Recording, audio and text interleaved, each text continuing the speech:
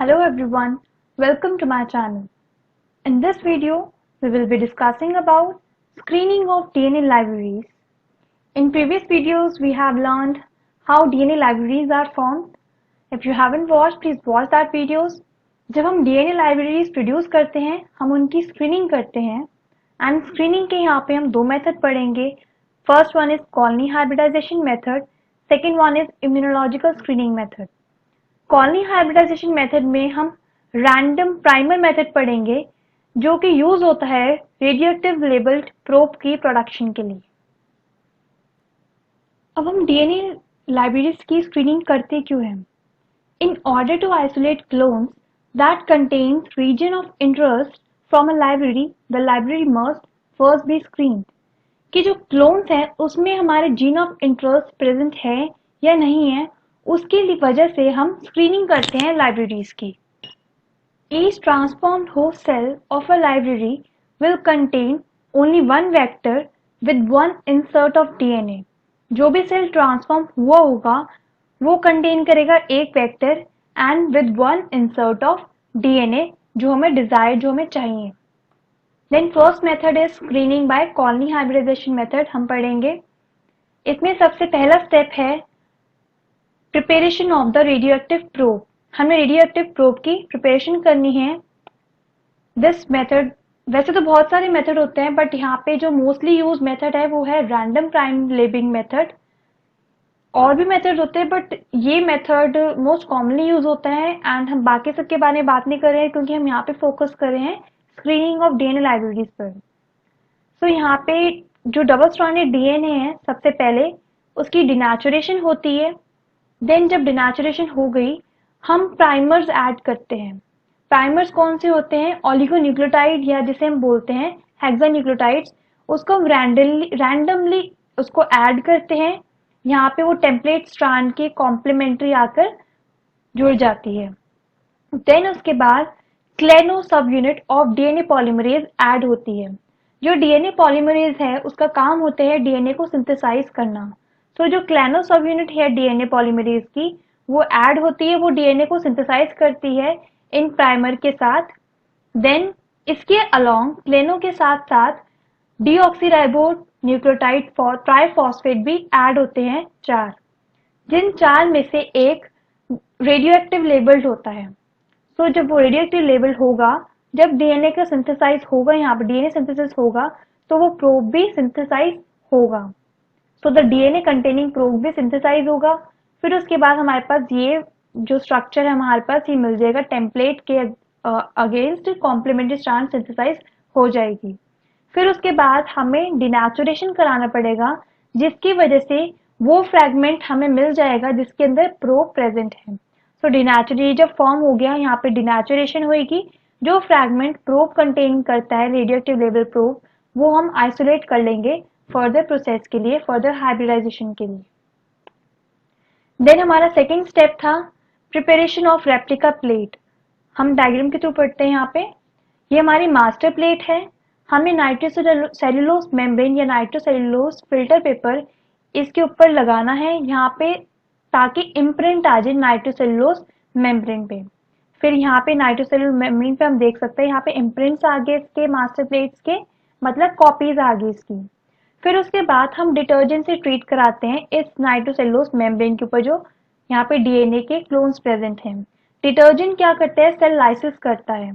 Then उसके बाद हम NaOH से ट्रीट कराते हैं। जो एल्कलाइन NaOH होता है ये सिंगल स्ट्रैंड डीएनए में कन्वर्ट कर देता है डबल स्ट्रैंड को। देन यहाँ पे हमारे पास सिंगल स्ट्रैंड डीएनए प्रोड्यूस हो गए। उसके बाद हम इसको बेक करते हैं या फिर ट्रीट कराते हैं 80 डिग्री सेल्सियस पर या फिर यूवी एक्सपोजर देते हैं। ये क्यों करते हैं? ताकि फिक्सेशन हो जाए, जो हमारे सिंगल स्ट्रैंडेड डीएनए फॉर्म हुए हैं वो इस नाइट्रोसेल्युलोज मेम्ब्रेन पे फिक्स हो जाए। देन उसके बाद हमने जो प्रोब्स प्रोड्यूस करे थे उसको हम ऐड करते हैं। प्रोब सिर्फ टारगेट जीन के साथ ही बाइंड करेगा, उस सेल के साथ ही बाइंड करेगा जिसके अंदर जीन ऑफ इंटरेस्ट है। सो प्रोब ऐड हुआ। प्रोब यहाँ पे हम देख सकते हैं यहाँ पे ऐड हुआ है। जब हम इस मेम्ब्रेन के ऊपर ऑटो रेडियोग्राफी करवाते हैं, यहाँ पे हमने ऑटो रेडियोग्राफी कराई तो यहाँ पे सिर्फ यही रीजन हाईलाइट हुए, बाकी सब रीजन हाईलाइट नहीं हुए। तो मतलब यहाँ पे प्रोब जो हमारे ट्रांसफॉर्म सेल्स थे वो ये दो ही थे, बाकी सब नहीं थे और वो हाईलाइट नहीं हुए। तो हमारे पास स्क्रीनिंग हो गई।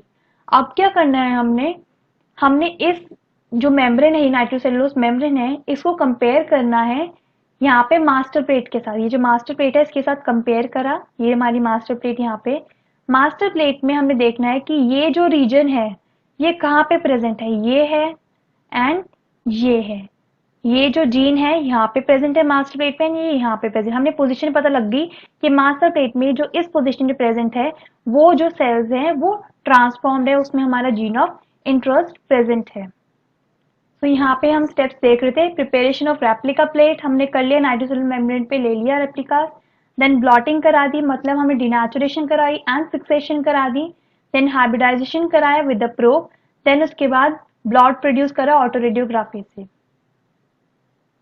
देन सेकेंड मेथड हमारा है इम्यूनोलॉजिकल मेथड। इम्यूनोलॉजिकल मेथड हम यूज कर for the screening of the clones जो प्रोटीन प्रोड्यूस करता है। ठीक है, फिर उसके बाद यहाँ पे इसके स्टेप्स दिए गए, ये preparation of replica plate, plotting. यहाँ पे हम डायग्राम में देखते हैं। सबसे पहले हमारी मास्टर प्लेट है, मास्टर प्लेट से हमने यहाँ पे नाइट्रोसेलुलोज मेम्ब्रेन पे इम्प्रिंट्स लिए, कॉपीज ली इसकी।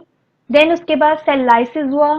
सेल लाइसिस जो सारे स्टेप्स उसके थे फर्स्ट मेथड में थे हमारे कॉलोनी हाइब्रिडाइजेशन में, सेल लाइसिस कैसे हुआ, देन एल्कलाइन एनोवेट से ट्रीट कराया, सिंगल स्ट्रैंड प्रोड्यूस हो गया। वही सब दो स्टेप्स वही हैं सेम।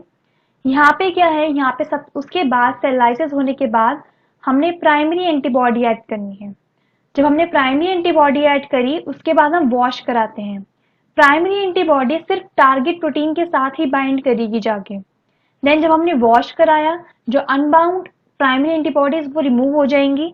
ये जो हमारा यहाँ पे हम देख सकते हैं प्राइमरी एंटीबॉडी यहाँ पे बाइंड कर गई है, मतलब यहाँ पे हमारा टारगेट प्रोटीन प्रेजेंट है। उसके बाद हमने सेकेंडरी एंटीबॉडी ऐड करनी है। सेकेंडरी एंटीबॉडी ऐड होगी, देन हम वॉश कराएंगे। जो हमारी सेकेंडरी एंटीबॉडी है